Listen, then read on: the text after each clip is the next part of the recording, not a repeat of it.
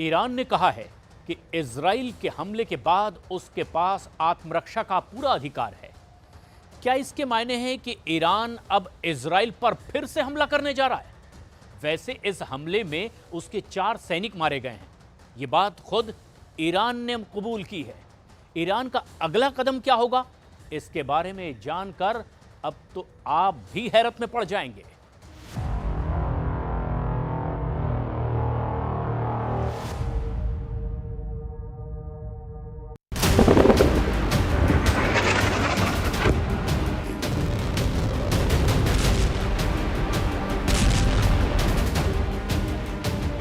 Israel ने Iran पर attack कर दिया। क्या ईरान फिर से काउंटर अटैक करेगा? बड़ी खबर यह है कि क्या ईरान ने इजराइल के हर शहर पर 500 मिसाइलों से अटैक की तैयारी कर ली है। बड़ी खबर यह है कि क्या ईरान के हर बड़े जनरल को अब इजराइल का एक शहर पूरी तरह खत्म करने की जिम्मेदारी दे दी गई है। बड़ी खबर यह है कि क्या ईरान इजराइल का युद्ध अब वर्ल्ड वॉर की शुरुआत करने जा रहा है। صدای چند انفجار قوی در اطراف تهران شنیده شده. هنوز منشأ این صداها مشخص نیست اما ये ईरान की बदला नाइट है, यानी बदला लेने वाली रात। खामनेई और उनके जनरलों के अंदर इंतकाम की आग जल रही है और सायरन इजराइल में गूंज रहे हैं। नेतन्याहू जानते हैं कि आसमान फिर फटेगा, ईरान का मिसाइल अटैक फिर से होगा।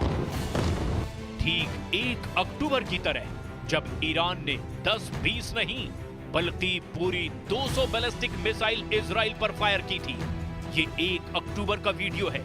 तब इजराइल में कई फौजी ठिकानों पर ईरान ने बैलिस्टिक मिसाइलों की बारिश कर दी थी। इसका जवाब देखने से पहले वो मंजर देखिए जब तेहरान पर इजराइल के अटैक के दौरान चाइनीज मीडिया के एक कैमरे ने सब कुछ रिकॉर्ड कर लिया। 位于伊朗首都德黑兰，我们可以看到，在我摄像机录制的方向，这一片亮光的地方就是伊朗的军营，然后在这片军营的上空，刚刚我们拍摄到了防空系统进行拦截的相关的画面。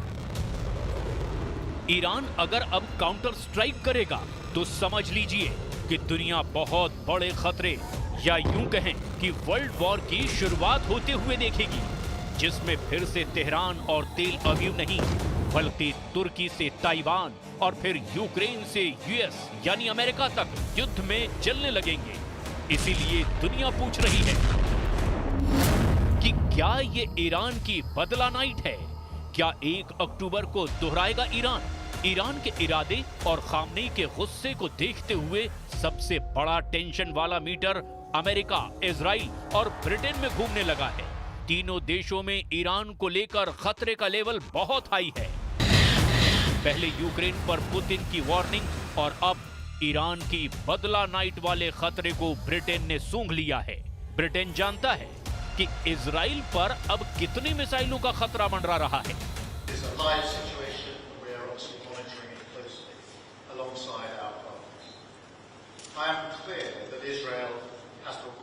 To defend itself against Iranian aggression. I'm equally clear that we need to avoid further regional escalation and urge all sides to show restraint. Iran should not respond. We will continue to work with allies to de-escalate the situation across the region.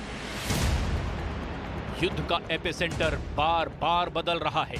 Gaza के बाद Lebanon और अब Israel के बाद Iran पर हमला।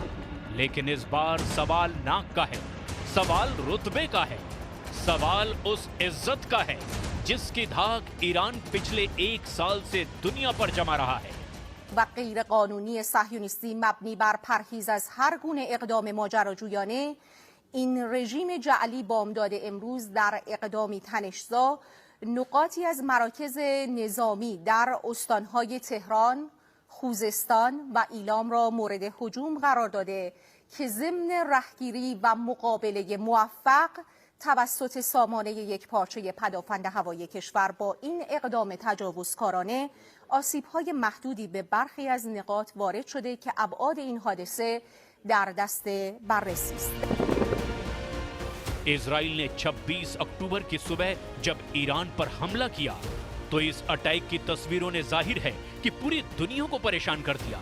लेकिन Tehran के आसपास आसमान में जिस तरह से इजराइल के हमले को काबू में करने की तस्वीरें आई है, उससे जाहिर है कि ईरान का अपना आयरन डोम यानी उसका एयर डिफेंस कामयाबी से काम कर गया। In response to months of continuous attacks from the regime in Iran against the state of Israel, right now, the Israel Defense Forces is conducting precise strikes on military targets in Iran. The regime in Iran and its proxies in the region have been relentlessly attacking Israel since October 7th on 7 fronts, including direct attacks from Iranian soil. जब हमला हुआ तब Netanyahu का war cabinet full active mode में था। Netanyahu खुद हमले का जायजा लेने के लिए वॉर रूम में मौजूद थे। इसराइल का दावा है कि उसने ऐसे ठिकानों पर हमला किया जहां मिसाइलों का उत्पादन होता है, लेकिन जमीन पर ईरान को कितना नुकसान हुआ है उसको लेकर इसराइल और ईरान के दावों में जमीन आसमान का फर्क है। 1 अक्टूबर 2024 को जब ईरान ने इजराइल पर हमला किया था तब पूरी दुनिया ने इजराइल के अंदर मिसाइलों को गिरते देखा था, लेकिन ईरान में ऐसी तस्वीरें सामने नहीं आई हैं। Israel has launched a wide-scale attack on Iran. This comes after Iran launched a ballistic missile attack on Israel on October 1st, and Israel has been threatening for weeks to carry out this assault. Now, details about it remain pretty sketchy at this point. The Iranian military has come out and said that Israel targeted 3 different provinces in the country and caused what it described as limited damage.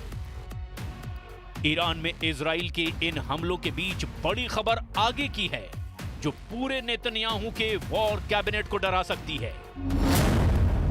Khamenei ने अपने जनरलों की secret meeting बुलाई जिसमें 200, 300 या 500 नहीं बल्कि 5000 मिसाइलों से काउंटर अटैक की तैयारी कर ली है। खबर है कि खामनेई ने ईरान के सेना अध्यक्ष मेजर जनरल मोहम्मद बागेरी को हाइफा पर फोकस करने की जिम्मेदारी दी है। इसके अलावा ईरान के एरोस्पेस फोर्स के ब्रिगेडियर जनरल आमिर अली हाजीजादेह को तेल अवीव के खिलाफ प्लान करने का ऑर्डर दिया है। वहीं कुड्स फोर्स के कमांडर ब्रिगेडियर जनरल इस्माइल कानी को भी इजराइल के सबसे सीक्रेट बेस नेवातिम के खिलाफ प्लान बनाने को कहा है। यानी बहुत साफ सी बात है कि सुप्रीम लीडर खामनेई का इरादा अब इजराइल के हर शहर को 500 मिसाइलों से उड़ाने का नजर आ रहा है और इसके लिए एक शहर एक जनरल का प्लान बन चुका है।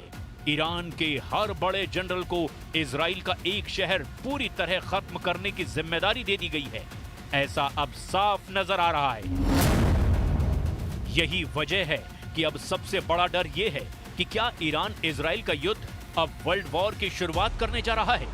इसीलिए दुनिया पूछ रही है कि क्या ये ईरान की बदला नाइट है। क्या 1 अक्टूबर वाले हमले को ईरान दोहराने जा रहा है। ये है ईरान की राजधानी तेहरान। यहाँ सड़कों पर मिसाइल पहुंच चुकी है। लग रहा है कि बस युद्ध का ऐलान होना बाकी है और तेहरान की इस इमारत पर लगा दिया है ऐसा पोस्टर जिसमें इजराइल के लिए एक मैसेज है। पोस्टर में इजराइल के सैनिकों को डरी हुई हालत में भागते हुए दिखाया गया है और ऊपर फारसी और इजराइल की भाषा हिब्रू में क्या लिखा है गौर से देखिए। फारसी में लिखा है, हम उस जगह बदला लेंगे जहां तुमने सोचा भी नहीं होगा। हिब्रू में लिखा है, शुरू तुमने किया, खत्म हम करेंगे। इस पोस्टर में इजरायली सैनिकों को खौफ में दिखाकर यह मैसेज देना सीधा इजराइल को चैलेंज है।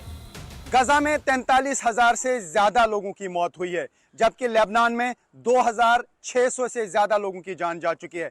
ईरान और इसराइल की टक्कर में ये दोनों जगहें इसराइल का सॉफ्ट टारगेट बन चुकी हूं।